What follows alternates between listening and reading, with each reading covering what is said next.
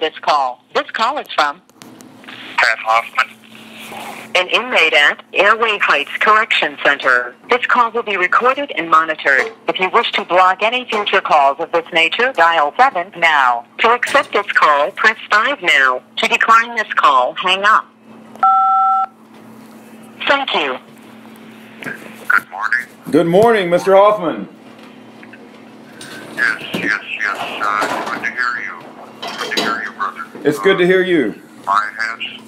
I have some information for you. Thank you for sending the Josh papers and all of that. And you need to understand now. This is the starting of a wreck. Yeah. Okay? Yeah. I thought when I talked to you about it on the phone that it would not be possible. Yet yesterday I went through a cell search where they took everything that I had. My bead curio items, finished, completed, took my boxes, both the Tupperware boxes, or Rubbermaid or whatever it is, and they're both 35 quarters, for religious items, one for religious items and one for beadwork. And I had, they come into my cell, took the shirts, took the linen off the bed and ripped the bed apart, the foam rubber mattress that we sleep on, and took all of these things from me, and no write-up, no infraction, just that it's not allowed in the unit. Never mind that it's been here for 7 months and it's gone through 4 searches, and two of the last 2 searches before this one were by the same officer. Right. Officer Brown. Now, I've written a grievance on all of this because they, under federal law, they can't take my religious items, especially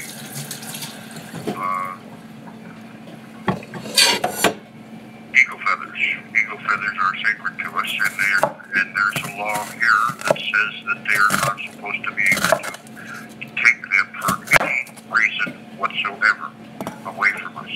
The statute is 16 U.S.C. 66-8A. These are the regulations for this, and it gives the outline that if some prison guard or somebody confiscates these without authority or without reason, they could face up to 5 years in prison and $15,000 fine. So, Do you think all of this happened because of a phone? Do you think all of this happened because of a phone call from Josh? I raised the issue in the hearing to get my stuff back.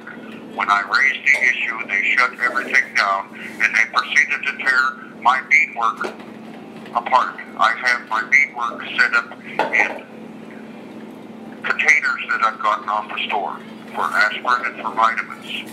And all of a sudden, those aren't allowed. You've got to exchange them. It says exchange them to what? Well, you have to exchange them to something. It says you just got through telling me in my religious items box that I couldn't have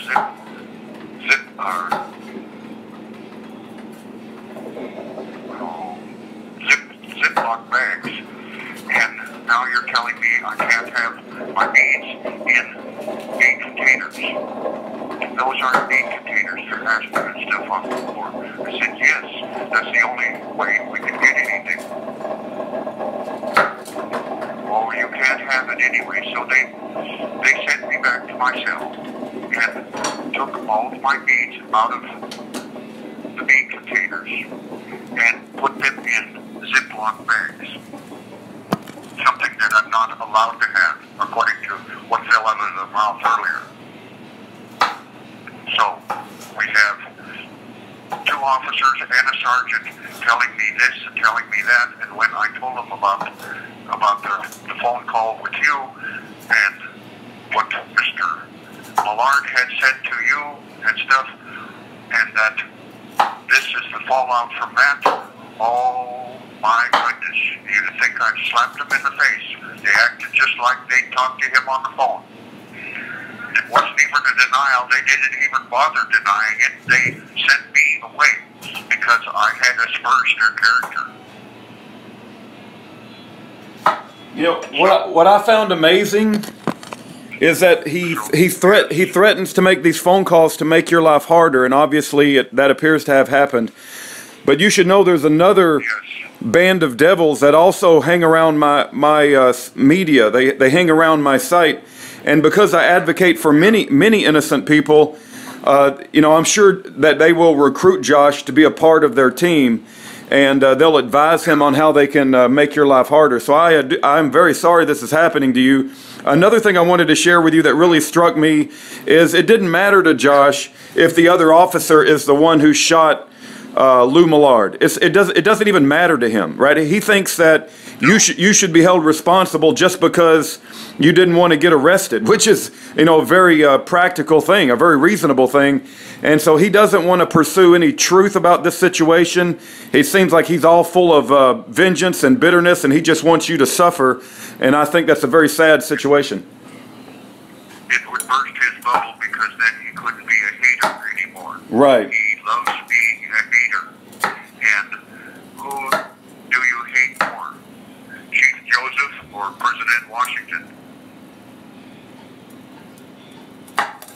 Yeah. Yeah. That's what we've got to live with. I've lived under 3 different law regiments all my life on the reservation. The Indian law, which was like the white law, and the state law and the federal law, all combined, and none of them have jurisdiction because the land was stolen and it was never paid for. You can't build anything on stolen land.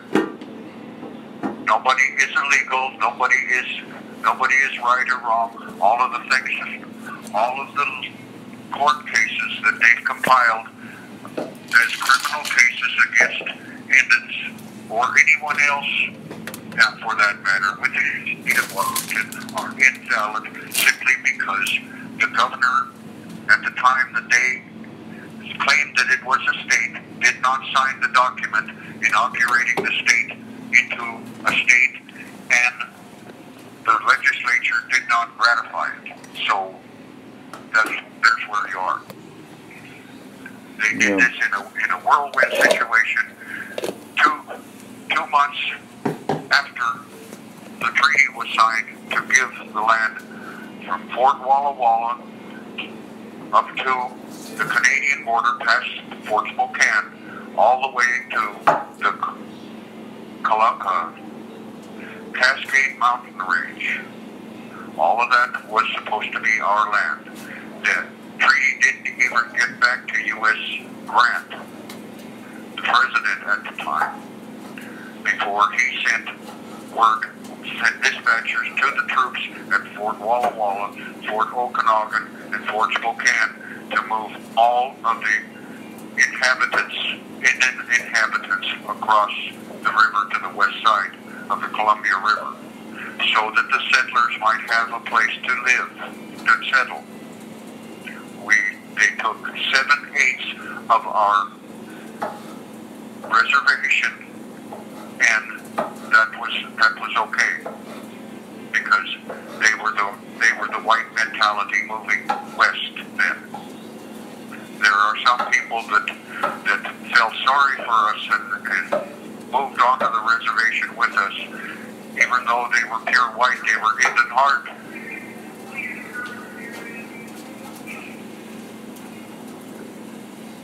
They learned from us and learned the way to live on the land without destroying it. Right. Now, this thing has gone too far. Listen, because my dad worked at Grand Coulee Dam as a guard there for 22 years. In that time, he had constant, ongoing contact with the U.S. Marshal's Office in the Tri-Cities and in Spokane.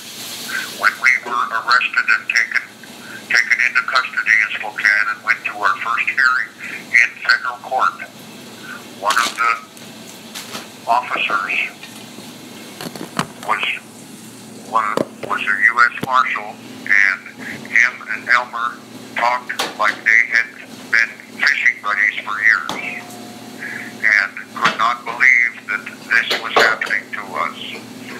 And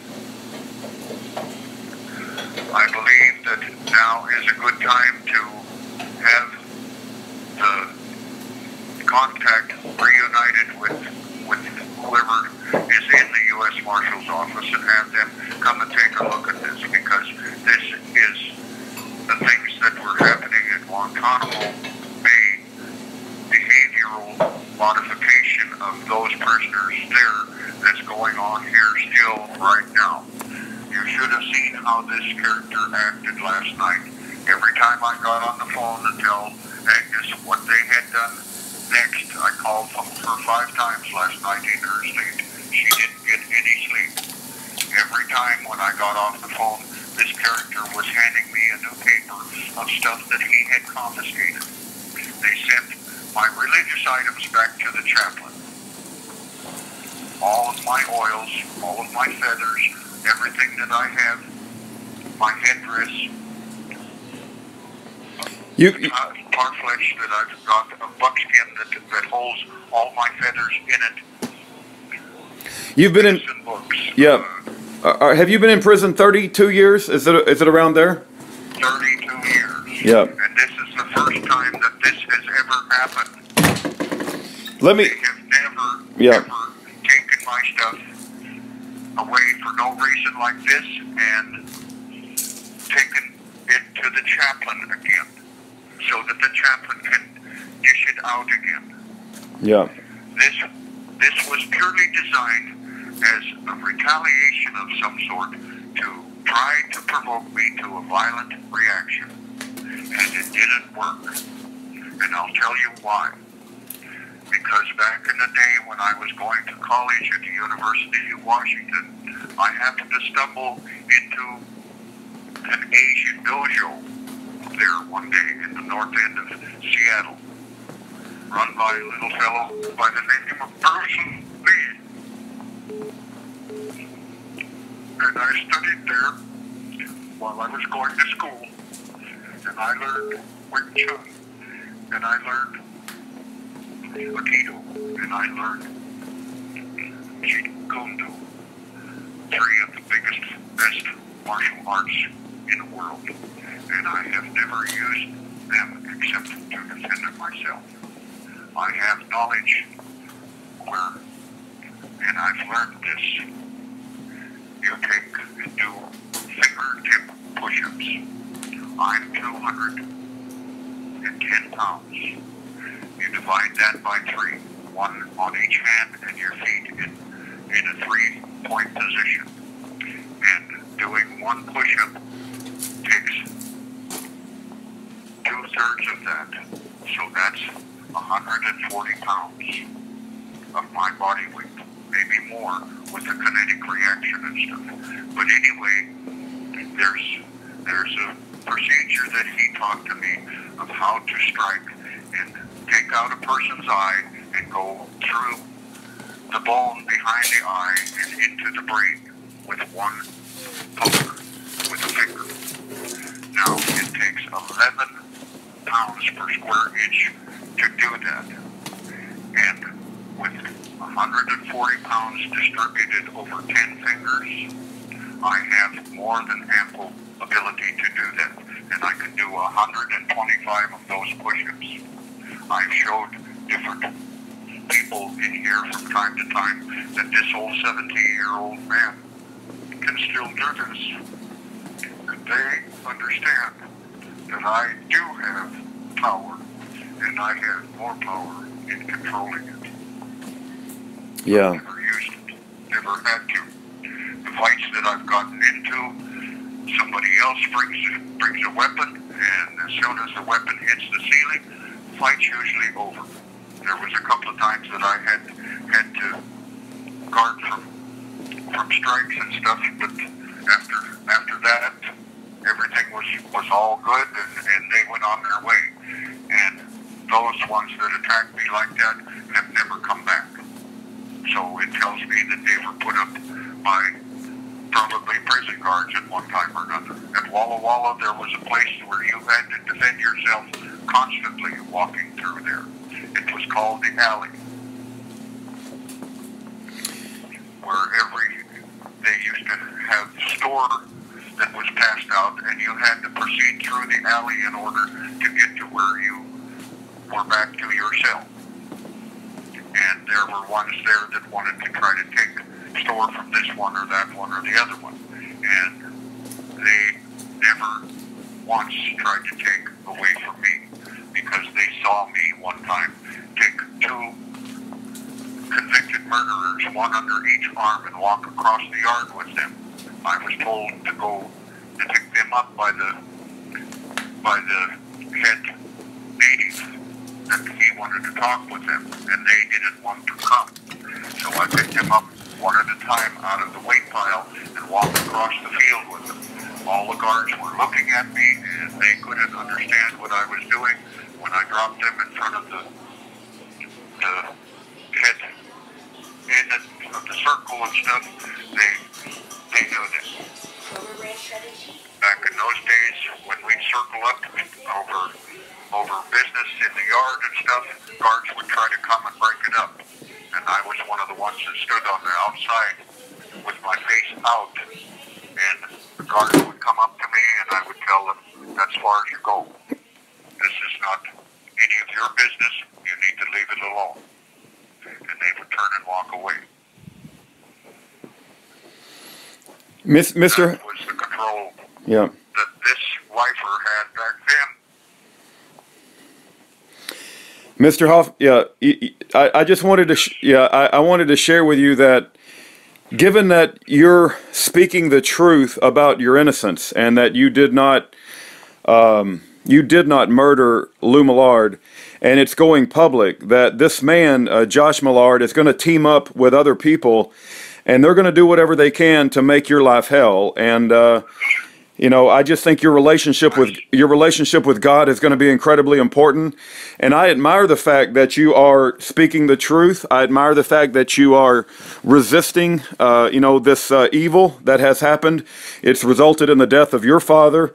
And, they don't even care that the other officer is the one who shot Lou Millard. They don't care. They're full of hate, and they don't care about the truth, and they just want to see you suffer.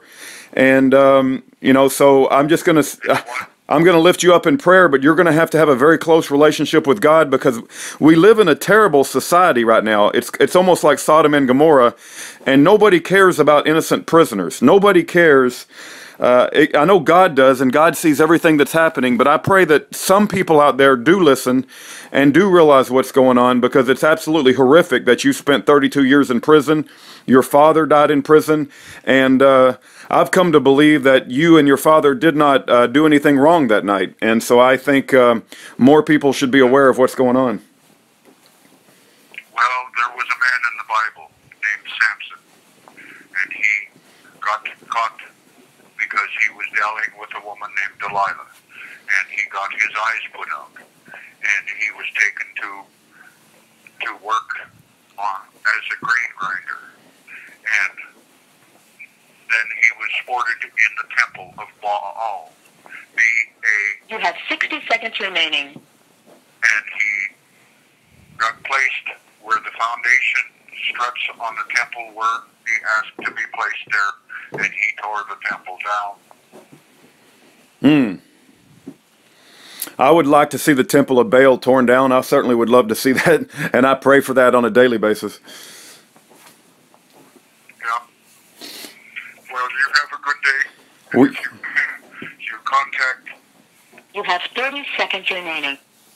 the superintendent here, and you contact the head of the Department of Corrections and tell them that they have officers that are breaking the law here, what they do in stealing my feathers and victimizing me over nothing. I still haven't got my player. I've got $1,000 worth of music on my JT5 player, and they're... All right, that's Patrick Hoffman. His mailing address is on list of other prisoners. We may be doing some more with Patrick Hoffman if time goes on. This is a pattern that anytime a prisoner starts to speak the truth about his case, there is a retaliation, and the people that are retaliating against Patrick, they don't care that it was the other officer who shot Lou Millard. They don't care that Patrick Hoffman's father died in prison. Patrick Hoffman. Well, he's calling back. You have a prepaid call. You will not be charged for this call. This call is from Pat Hoffman. an inmate at Airway Heights Correction Center. This call will be recorded and monitored. If you wish to block any future calls of this nature, dial 7 now. To accept this call, press 5 now. To decline this call, hang up. Thank you. Yes, I'm back again. I couldn't let that go. Okay. Well, I just wanted you to know that, you know, based on my experience with other innocent men in prison, that you're going to receive a lot of retaliation because they don't like people resisting, they don't like people proclaiming their innocence, and they don't like people that, you know, here's the deal, they want you to show remorse, they want you to submit, they want you to, you know, be submissive, but you're not like that. And not only that, how can you show remorse if you didn't do anything? And so they're going to absolutely have a tremendous hatred for you. And, you know, you're going to be lifted up in our prayers, yeah. That's fine, and I thank you for that. But they need to know this, that I'm the bear in the cage. And they want to be the little boy poking sticks in at the bear, riling the bear up and stuff. And it's all fun and games until an alarm comes off. And then it's the bear's fault. No, it's not the bear's fault. You shouldn't have had your arm in the cage poking the stick. Yeah. I've told them from day one, you let me be and I'll do my time quietly. You cause me problems and I will put everything aside and I will make your life so miserable over time that you will go home and you will hang yourself in your closet and you will not come out again. Mm. That is the only way you will escape me once I start my legal wrath against you. Yep. So, this is what they have to look forward to. They've started this game now. They played up to him, and they showed me that they had contacted with him. Otherwise, they wouldn't have done all that they're doing to try to make me look like I've done something wrong and try to provoke me into a violent reaction. That did not happen last night. It will not happen because they aren't capable of doing what they have to do in order to make me go off. And to make me go off, they put hands on me. If they put hands on me, that's an assault. And what they've done to me all the way up to now is the same thing.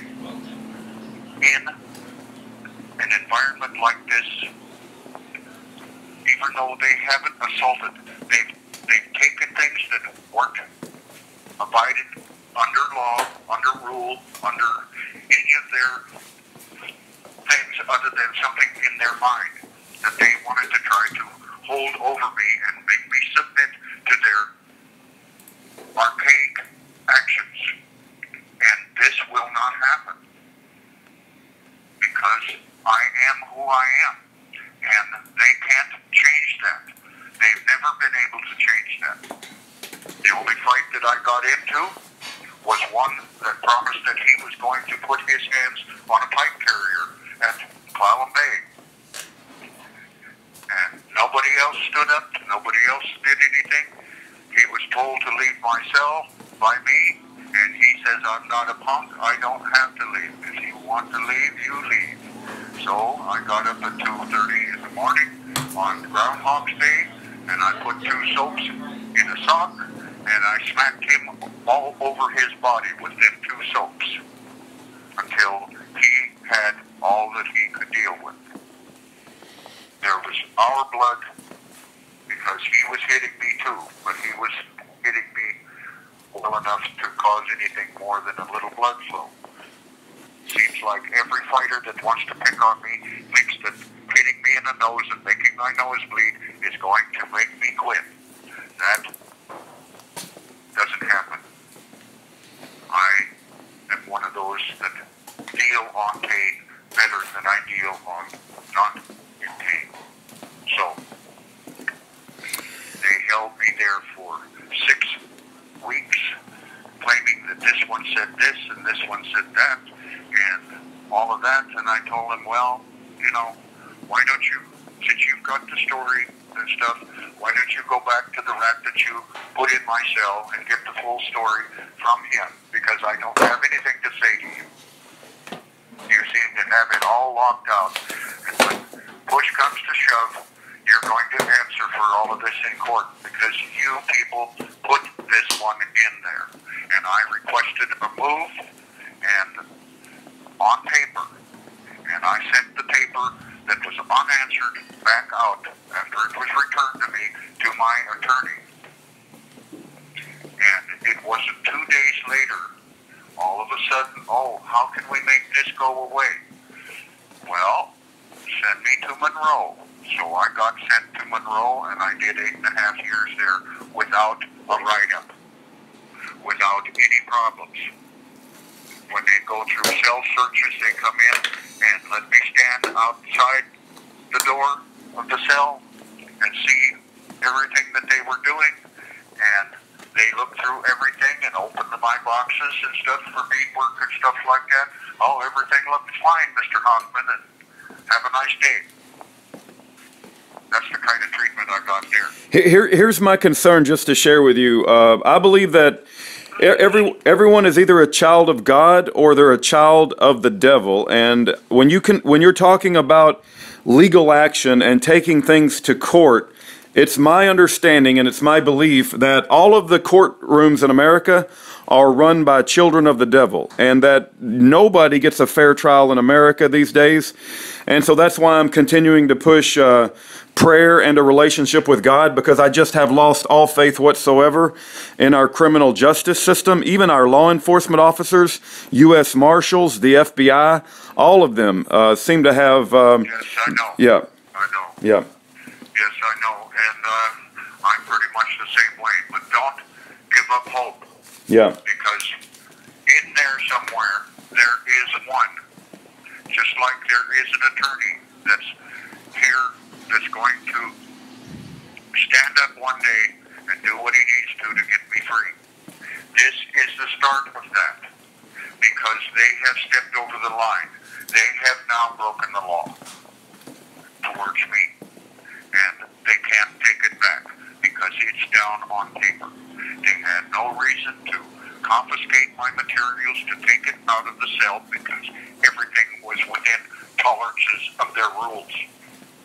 Except that they have a different set of rules that aren't written down here in N unit that these officers on this shift promote to either try to push a person to anger and do something bad to them, or to walk around and lord it over everybody else and see what I did to this one and see how he reacts, and you should act the same way. This is the type of characterism that's going on with this one, and he needs to be dropped in his tracks. Well, I think a lot of times the people on the outside, they don't quite understand, they don't fully understand how brutal prison life is. And I myself have a hard time understanding, but I hear stories and I can use my imagination, and I know that it's an incredibly brutal lifestyle. And that's why we're going to lift you up in prayer and pray that there is one lawyer out there who will do the right thing, and that there is one judge who will make the right decision. And we pray for your freedom. Yes. Well, if you can do like I asked for, direct Agnes to do, that will help. I've got to call her. This is eating up my phone. Yeah. Time. Here. Yeah. We've been cut back. The phone system here is run by ex-prison guards, and they have designed it in their mind that they have the right to lower the amount that's able to put on our account and charge an extra amount each time. So instead of being able to put up to $200 on in a month's time and only pay $3 for that, it's cut into $50 only, and you're charged $3 out of that each time. They have no business having a surcharge on top of that because they are getting paid from each and every call. Yeah.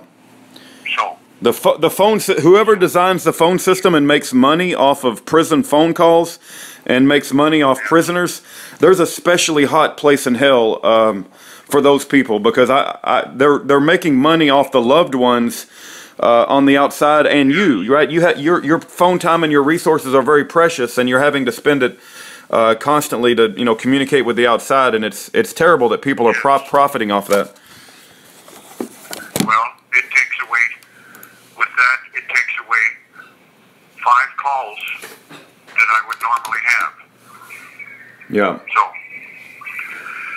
have a good day. Okay. If you can, like I asked, call the superintendent and explain to him what went down here. I've already put a grievance in here, but you know and I know that the grievance system does not work. What they need is to have, a marshal, U.S. Marshal, come in here and tear this place apart, just like they tear ourselves apart. They need to go in their offices and sling paperwork all around, all over the place. They took my orderly system in where I do beadwork, where I have jars set out in the container, and am able to pick up beads that I need to and pour them in the lid and use what I need and pour them back in an orderly fashion. They detest that because I am capable of doing something that they will never be able to do. They've seen my work. They confiscated my work and took it to the hobby shop director so that it can be sent out. I had paperwork set up ready to go to be able to do that when Agnes gets here. Now I've got to do it 2 weeks earlier than that. So they disrupt my schedule, they disrupt my time, and when I gripe about it, then it's my fault. How is it my fault? I'm doing what I'm supposed to do. I'm following the rules, and that isn't good enough. Yeah. These people, they derive pleasure out of your suffering, and like I said, we're going to lift you up in prayer and pray that God intervenes and that you will receive your freedom and be reunited with your wife Agnes. Yes. Thank you. All right. God bless you, Mr. Have a good day. Yep. I will call you back again. I need to call Agnes now. So okay. Please take care of you. All right. You blessings, love and blessings to you all. Peace and blessings to you, Mr. Hoffman. God bless. Yes. Thank you. Bye-bye. Bye-bye.